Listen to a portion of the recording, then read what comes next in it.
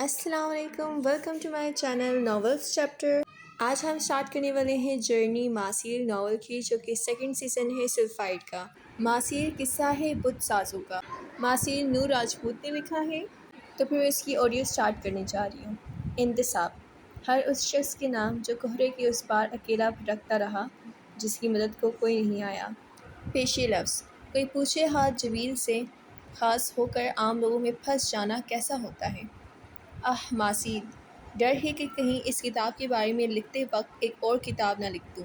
اگر آپ نے انتباہ پڑھنے کے بعد بھی اس کتاب کو تھام لیا ہے تو چلیں آئیے چلتے ہیں ماسیر کی دنیا میں۔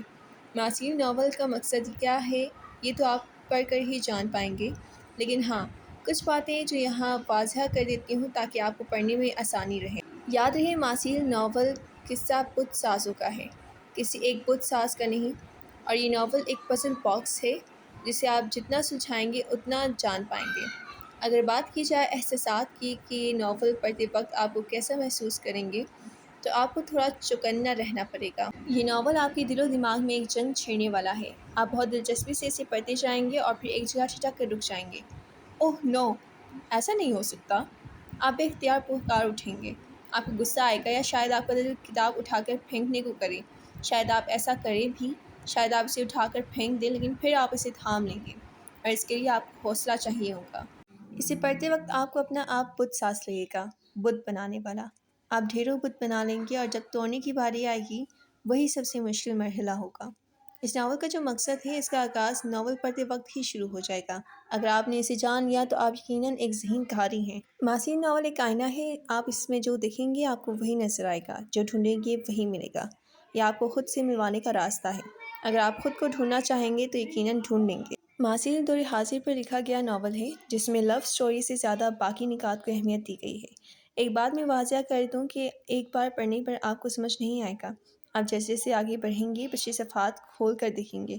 جو جملے آپ کو پہلے عام سے لگ رہے ہوں گے وہ آپ کو جڑتے نظر آئیں گے، اور جب کڑیاں ملتی ہیں تب پڑھنے کا مزہ دوبالا ہو جاتا ہے۔ ماسیر ناول پرفیکٹ کرداروں کی کہانی نہیں ہے، بلکہ یہ پرفیکٹلی امپرفیکٹ لوگوں پر لکھا گیا ہے۔ سب کا سیاہ اور سفید رخ آپ کے سامنے ہوگا، آپ کو ہر کردار سے محبت محسوس ہوگی اور ہر کردار سے نفرت۔ یاد رہے یہ آپ کی چوائس ہے، آپ کسے چنتے ہیں، اور آپ کو اس کا پورا حق ہے۔ ماسیر جسے سلفائڈ کا دوسرا حصہ کہا گیا ہے کیونکہ یہ سلفائڈ سے جڑا ہے، لیکن آپ لوگ اس میں سلفائڈ سے کرداروں کو ڈھونڈنے مت نکلیے گا۔ اگر آپ نے ایسا کیا تو آپ بھٹک جائیں گے۔ ماسیر لکھنے کا ارادہ میں نے 2020 میں کیا تھا، جب سلفائڈ ختم ہوا تھا، کیونکہ کہانیوں کا جنم ہوتا رہتا ہے۔ جب ایک رائٹر کو حقیقی زندگی میں ایسے کردار ملتے ہیں، عدم جبیر کا کردار، اگر وہ سامنے نہ آیا ہوتا تو کوئی کہانی نہ بنتی۔ کردار کتنے حقیقی ہیں اور کتنے افسانوی یہ آپ کو پڑھنے پر پتہ چلے گا۔ ماسیر کا باقاعدہ آغاز میں نے 2022 میں کیا، لیکن مصروفیات کی وجہ سے زیادہ وقت نہیں دے پائی، اور ہر بار جب لکھنے بیٹھتی تب یہی لگتا کہ ابھی مجھے مزید تجربے کی ضرورت ہے۔ اور اب 2024 میں 2 سالوں کی محنت کے بعد یہ ناول اللہ کی رضا سے مکمل ہو چکا ہے۔ بے شک چیزیں اپنے وقت پر وجود میں آتی ہیں۔ اسے لکھنے کا ایک بڑا مقصد آج کل کی نوجوان نسل اور ان کی مسائل بھی ہیں۔ کہتے ہیں کہ ایک مصنف جیسا محسوس کرتا ہے ویسا لکھتا ہے، اور یہ حقیقت ہے۔ اگر میں ان تمام تجربوں سے نہ گزرتی تو شاید ایسا نہ لکھ پاتی۔ ٹیکنالوجی کی اس دنیا میں رہتے ہوئے بھی ہم سب سے پیچھے ہیں، اور ہم سب اپنی ذہنی مسائل کا شکار ہیں۔ ہم ذہنی طور پر بری طرح ٹوٹ پھوٹ چکے ہیں، اور یہ ناول آپ کو ہیل ہونے میں مدد دے گا۔ ناول کے 4 اہم کردار آپ کو اپنے تجربے سے آگے بڑھنے میں مدد کریں گے۔ یہ کہانی ایک ہیلر، پروٹیکٹر، فالن اینجل اور ایک ایکیریس کی ہے۔ آخر میں میری بس ایک ہی خواہش ہے کہ پڑھنے والا اس ناول کو ویسے پڑھ پائے جیسے لکھنے والے نے لکھا ہے، تو ماسیر ناول کا حق ادا ہو جائے گا۔ نور راجپوت۔ حصہ اول، قصہ بت شکنوں کا۔ جہاں سفر شروع ہوتا ہے، ہم نے کافی انتظار کیا ہے، ہم نے کافی سوچا ہے، ہم نے بہترین طویل وقت کی تلاش کی ہے۔ اب وقت آ گیا ہے۔ ہاں، وہ وقت جو بہترین سفر کو ساتھ لاتا ہے، ایک ایسا سفر جو آنے والے وقت کو بہتر بناتا ہے۔ ہاں، اب وہ وقت آ چکا ہے، ایسے سفر کی شروعات کا جس کی منزل کی کسی کو بھی خبر نہیں، لیکن اس خوف سے ہم سفر کرنا نہیں چھوڑ سکتے کہ آؤ، چلو آؤ، ایک نئے سفر کی شروعات کرتے ہیں۔ ایسا سفر جو کسی قصہ کہانی کو ساتھ لائے۔ ہاں، تم جان لو اب کہ یہی وہ وقت ہے جب سفر شروع ہوتا ہے۔ سفر شروع ہو گیا ہے۔ جیا، کہاں جا رہی ہو؟ رک جاؤ، میری بات سنو۔ ماریا ہر قیمت پر اسے جانے سے روکنا چاہتی تھی، لیکن جیا نے جیسے سنا ہی نہیں۔ وہ اس کی بات کو ان سنا کر کے اپنی دھن میں تیزی سے بھاگتے ہوئے آگے بڑھ رہی تھی۔ وہ ٹرین چھوڑنا نہیں چاہتی تھی، ریلوے اسٹیشن پر لوگوں کا ہجوم تھا۔ بیگ کو کندھے پر ڈالے جیا بنا پرواہ کیے آگے بڑھ رہی تھی۔ جیا جیا کی پکار کیے ماریا اس کے پیچھے بھاگ رہی تھی۔ جب جیا نے اس کی بات نہ سنی تو وہ زور سے چلائی، جیا! اس بار جیا کو رکنا پڑا۔ اس نے پلٹ کر دیکھا، ماریا کے چلانے پر کچھ لوگوں نے باقاعدہ پلٹ کر جبکہ کچھ نے ایک پل رک کر اسے دیکھا تھا۔ وہ غصے سے تپے گال لیے اسے گھور رہی تھی، اس کا سانس پھولا ہوا تھا۔ جیا نے گہری سانس فضا میں خارج کیا اور اونچی آواز میں ماریا سے کہا، تم چلی جاؤ ماریا، میں واپس نہیں پلٹ سکتی، میرا جانا بہت ضروری ہے۔ جیا نے جو بیگ پشت پر لٹکایا ہوا تھا اس کے دونوں اسٹرپس کو کھینچتے کہا، تمہارا جانا فائنل ایگزام سے بھی زیادہ ضروری ہے۔ ماریا نے اسے جذباتی کرنا چاہا، وہ جانتی تھی جیا کے لیے اس کی پڑھائی کتنی اہم تھی، اور پھر یہاں تو معاملہ اس کے ایگزامس کا تھا، وہ بھی فائنل ایگزامس۔ میرا جانا مجھ سے بھی زیادہ ضروری ہے ماریا، اگر میں آج نہ کی تو پھر اس سے کبھی نہیں مل پاؤں گی، میں وہ کہانی کبھی نہیں سن پاؤں گی۔ جیا نے شکست خوردہ لہجے میں کہا، وہ خود نہیں جانتی تھی وہ ایسا کیوں کر رہی ہے۔ ریلوے اسٹیشن پر سیٹی کی آواز گونجنے لگی تھی، میں اگر اس سے آج نہ ملی تو شاید کبھی نہ مل پاؤں۔ جیا نے بے بسی سے کہا۔ ماریا نے الٹے قدموں چلتی اپنی اس اکلوتی دوست کو دیکھا جو دھیرے دھیرے سے دور ہو رہی تھی۔ سیاہ کھلی پینٹ پر سفید رنگ کی شرٹ پہنے وہ بہت پرجوش لگ رہی تھی، لیکن کہیں کہیں اس کے اندر ایک ڈر بھی تھا، ایک خوف، اس کے نہ ملنے کا خوف۔ اس کے بال پونی میں بندھے تھے، یہ اونچی پونی ٹیل اسے پر اعتماد بناتی تھی۔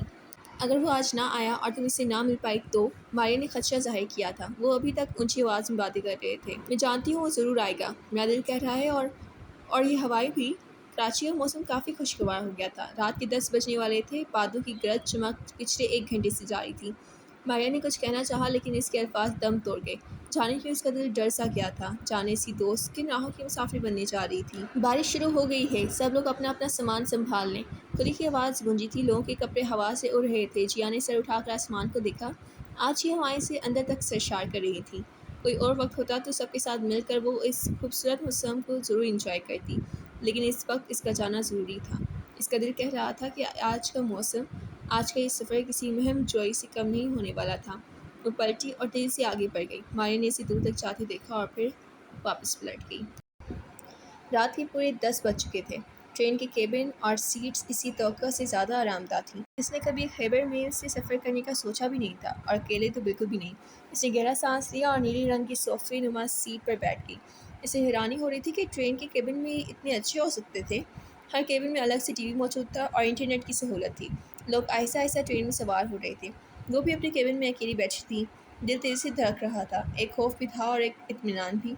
روزانہ سینکڑوں لڑکیاں اکیلے سفر کرتی ہیں، آج میں کر لوں گی تو کیا ہو جائے گا، ٹیک اٹ ایزی جیا، وہ اپنے آپ کو سمجھا رہی تھی۔ اس نے کندھے سے بیگ اتار کر پاس رکھا، کھڑکی کے پٹ کو اوپر کھینچ کر اسے کھول دیا۔